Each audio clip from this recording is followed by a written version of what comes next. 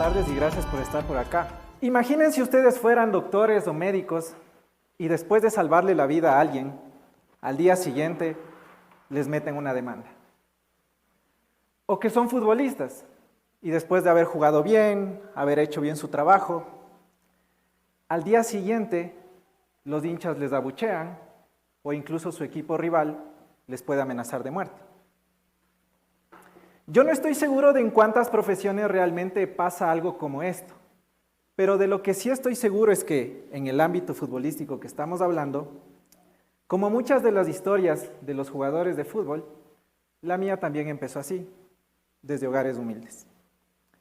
Yo soy Jeff Sanguña, tengo 3 hermanas, 3 sobrinos, crecí con mi papá, mi mamá ya murió, pero tengo muy buenos recuerdos de mi infancia. Y tengo muy buenos recuerdos porque fue mi papá el que me inculcó la pasión por el fútbol, por ejemplo. Tengo muy claritos los recuerdos cuando con mi ñaña nos llevaba al estadio, hinchas del Nacional, a gritar los goles, a sufrir también. Nos compraba los gorros del equipo, pero también nos compraba esos helados que venden en el estadio y que cuando uno los come se te queda pegada la lengua unos 30 segundos. Esos helados nos compraba mi papi. Y a la par, yo quería practicar este deporte, me gustaba muchísimo. Y era de los que me quedaba jugando fútbol hasta muy altas horas de la noche, ahí en las calles con mis amigos del barrio. Y en este camino, mientras yo iba jugando fútbol, yo estaba consciente que mis habilidades con el balón no podían opacar las carreras de Niño Moy o de William Pacho. Así que me decidí a estudiar. Pero me decidí a estudiar por una cosa en específico. Por una promesa implícita que tenía con mi papá, porque yo sabía todo el sacrificio que mi papá hacía todos los días por darnos estudio y comida a mis hermanas y a mí. Evidentemente yo no quería dejar de lado el tema futbolístico, así que dije, bueno, ¿cómo puedo yo trabajar en algo por ahí? Y empecé a experimentar en algunos trabajos y he hecho casi que de todo. Por ejemplo, cuando yo era pequeño, era de los que empacaba las galletas en la panadería del barrio. También hice de mensajero, cuando trabajaba en una notaría donde estaba mi tío. También, y hablando que ahora están de moda los runners, era de los que yo entregaba el agua en una de las carreras más importantes de acá de Quito. Y finalmente, también me entró las ganas por estudiar gastronomía. Mi ñaña alguna vez quiso estudiar gastronomía. Y yo dije, también me gustaría intentar, ¿no? Para saber qué. Evidentemente hice el curso, lo aprobé. Y yo decía, bueno, pero nada de esto me apasiona, ¿por dónde puedo ir? ¿Qué carrera puedo combinar? Así que pensé en el periodismo. ¿Por qué pensé en el periodismo? Porque claro, yo decía, voy a ir a las ruedas de prensa de los jugadores, voy a estar en el estadio, voy a estar entrevistando a los jugadores y al director técnico, y era algo que me gustaba muchísimo. Así que lo hice, y no muchas personas saben de esto, por ejemplo. Yo en mi momento, y de hecho muchos de mis primeros trabajos periodísticos, los hice en función del periodismo deportivo. Hice muchos reportajes sobre el tema, pero también hice de comentarista y narrador. Comencé narrando partidos incluso desde las ligas barriales, después del campeonato nacional, y hasta cumplí con llegar a transmitir comentarios de la Copa Libertadores de América, la linda Copa Libertadores de América. ¿Saben qué aprendí yo ahí? Que la narración no era lo mío, pero sí aprendí que los comentarios sí los podía hacer de buena forma. Evidentemente la vida me llevó por otros lados. Ustedes se preguntarán, bueno, ¿en qué momento te metiste a la política? Fue una pasantía en Visión 360 la que me abrió las puertas. Visión 360 era uno de los programas de investigación más importantes que hubo en su momento y que se transmitía por Ecuavisa. Ahí aprendí a hacer reportajes sobre temas sociales y sobre temas políticos y me comenzó a gustar. Después pasé por medios tradicionales, la Radio FM Mundo, Diario La Hora y otros medios más. Hasta que, claro, con un premio, literalmente gané un premio haciendo un reportaje sobre exfutbolistas. Fue lo que me abrió la puerta para llegar al medio considerado más disruptivo y a la vez más polémico de acá del país, La Posta. Y de esto podríamos hablar muchísimo. Pero lo que les quiero contar es que fue ahí donde yo aprendí a hacer nuevos formatos periodísticos, pero sobre todo aprendí a entrevistar. Aprendí a crear opinión, más que a crear, a construir opinión. Y les soy honestos, los dueños del medio no confiaban en que yo pueda hacerme cargo del programa. Pero también algo que yo sabía es que cuando a mí me dan una oportunidad, la aprovecho. Y pasé de la banca a la titularidad. Aprendí a hacer todo este trabajo y después seguí en otros medios. Me fui a BN Periodismo, después me fui a una radio municipal donde me censuraron y continué con mi propio programa y mi propio canal. Y cuando yo veía todo este tema, descubrí otra pasión que comencé ya a tener, que era la de hacer preguntas incómodas y la de poner en aprietos a los políticos. Y este fue el resultado. Se los atachaba a veces de correístas. ¿Tienen algún tipo de relación con Jorge Glass? Ay, no. En menos de un mes de funciones, te fuiste de vacaciones, ministro. ¿Qué pasó? Tú eres accionista de Telemaster. Sí, correcto. Y eso no tienes un impedimento precisamente de ejercer. Legalmente, esperemos que sean los abogados de Contraloría. Es un precandidato hoy por hoy del PPC. Todavía no. Se iban a utilizar patentes de Tesla y eso está Pero en entonces, el contrato. ¿por qué Tesla dice yo no conocía de nada? Se destinaron vacunas, por ejemplo, para periodistas que eran muy afines a su gobierno o para gente de su círculo cercano. ¿Le parece ético la destinación de los vacunas en ese sentido? También el tema de lo ético tiene diferentes facetas, diferentes matices. Una vez que se va desarrollando este tipo de acciones de mi parte, se me abren puertas en otros caminos. He hecho y todavía continúo haciendo corresponsalías internacionales para medios como NTN 24, RCN de Colombia y un canal hispano en Estados Unidos que se llama Noticias de Estrella TV. Y también pues he trabajado haciendo asesorías de comunicación y asesorías políticas de comunicación. Y claro, para algunos podría parecer que este es el sueño, el trabajo de ensueño de muchos, ¿no? Es decir, piensen ustedes, salir en la televisión, que les vean en YouTube, en sus celulares, que la gente muy amable te reconozca en las calles, en ciertas ocasiones te pide una foto. Es muy bonito, pero no todo lo que pinta parece positivo, y no lo es. Hacer periodismo y ser periodista puede traer consecuencias irreversibles. Por ejemplo, que en 5 meses tú no puedas llevarle a tu sobrino al cine o llevarle a tomar un helado o salir con tu familia a caminar tranquilo a un parque. Y claro, uno viene pensando en todas estas situaciones y ahí es cuando uno se puede también preguntar, bueno, ¿qué pasa con esta profesión, no? Según la Fundación Ecuatoriana Periodistas Sin Cadenas, en el 2024 hubo los siguientes datos: 229 agresiones a periodistas, 14 demandas y 9 exilios.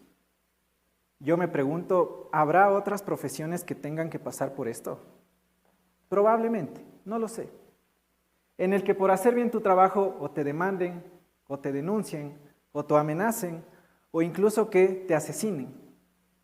Tal como lamentablemente ocurrió con mis colegas de Diario El Comercio allá en 2018.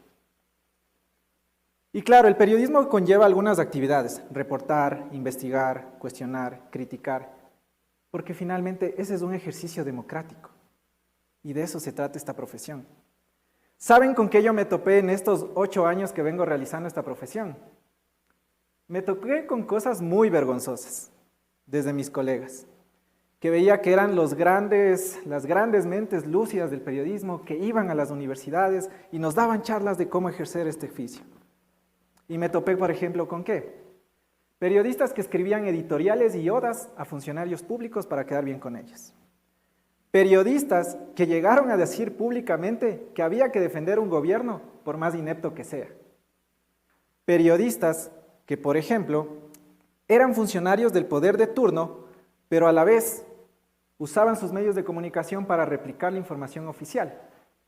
O aún peor, formaban parte de los directorios de gremios que se supone que velan por el periodismo. ¿Y saben cuál fue la cereza del pastel que me indignó y me indigna hasta ahora? Colegas periodistas que durante la pandemia usaron sus amistades con los políticos de turno ellos con dueños de medios de comunicación, para vacunarse primero contra la COVID-19. Incluso antes, muchísimo antes de nuestros familiares de la tercera edad, de nuestros abuelitos, incluso del mismo personal médico que estaba en primera línea. Y recordarán ustedes que en esa época las vacunas eran escasas. De lo que yo sí estoy seguro es que en este camino a mí en la universidad nunca me enseñaron a hacer funcionar algún gobierno o a hablar bien de un político. Y ahí es cuando uno se pregunta, y es por donde vamos conversando, ¿qué está pasando con el periodismo? ¿Qué diablos pasa con esta profesión? ¿Acaso se está muriendo? Y con todo lo que yo les he venido contando, ahora es que entiendo mucho de por qué hay gente, y ustedes también tal vez, de personas que odian a los periodistas o que detestan y no confían en los medios de comunicación. Según el Latinobarómetro del 2024, solo el 41% de latinoamericanos creen lo que ven en la televisión. Solo el 44% de lo que escucha en la radio. Acá en el Ecuador, solamente el 36% de las personas confía en la prensa escrita. Es decir, que en términos generales, menos de la mitad de la población cree en lo que hacen los medios. Y por eso precisamente es que es importante hablar del periodismo. Porque de nuevo, dentro del periodismo hay que cuestionar, criticar, verificar, contrastar, investigar y reportar. Y hay que tener en cuenta que la crítica la pueden hacer cualquiera de ustedes, de hecho en algún momento lo habrán hecho, en sus casas cuando vieron que alguien estaba haciendo algo malo, y lo criticaron y lo cuestionaron, desde la honestidad, desde la sinceridad. Y hay que entender precisamente que criticar no es algo malo. Hacer crítica te puede ayudar a construir y a mejorar también. Imagínense ustedes qué pasaría si es que tal vez practicáramos mejor estas cosas. Por ejemplo, nosotros desde el periodismo tal vez seríamos más autocríticos con lo que hacemos, tal vez pediríamos con más frecuencia disculpas cuando nos equivocamos, sabríamos diferenciar lo que es el activismo político del periodismo político. Y si vamos más allá, incluso la crítica estaría más presente. Y ustedes como audiencia estarían más conectados con nosotros y con nuestro oficio. De nuevo, el periodismo es cuestionar, criticar, verificar, contrastar. En este escenario, también es necesario pensar sobre lo que está pasando con los medios de comunicación actualmente. Y es por eso que uno debe apostar más por lo que nosotros hacemos. Debemos de exigir mejor contenido. Debemos pedir que se hagan más investigaciones, más reportajes, que hayan más programas de opinión. Porque finalmente, y de nuevo, hacer crítica es parte de este contrapoder, es parte de la democracia. Y no necesariamente se lo está entendiendo desde esa manera. Porque si no, imagínense ustedes, ¿qué pasaría si es que no hubiera esta contraparte? Recibiríamos información oficial únicamente del poder de turno y nosotros deberíamos creer obligadamente que eso es lo único que está pasando. Y no funciona así. Pero a ver, hacer periodismo, hacer investigaciones, hacer reportajes, hacer programas, también tiene un costo. Evidentemente, no todo se puede hacer por amor a la camiseta, como solemos decir. Es por eso que yo les invito el día de hoy a creer y a exigir más en este oficio, a pensar que debemos salvarlo. ¿Y por qué digo salvarlo? Por lo que les he venido contando hasta este momento. Y hay que entender también que lo podemos hacer de distintas maneras. Por ejemplo, ustedes habrán visto que cuando hay un programa de transmisión en vivo, hay las donaciones en vivo que ustedes pueden realizar a través de los superchats o incluso comprar los productos que algunos medios sacan en su momento, el famoso merchandising. Gorras, esferos, libretas. Es una manera de aportar. Y no se necesita tampoco ser un gran empresario, tener una gran empresa para apostar por este oficio. Lo pueden hacer desde cosas pequeñas que para nosotros significan muchísimo.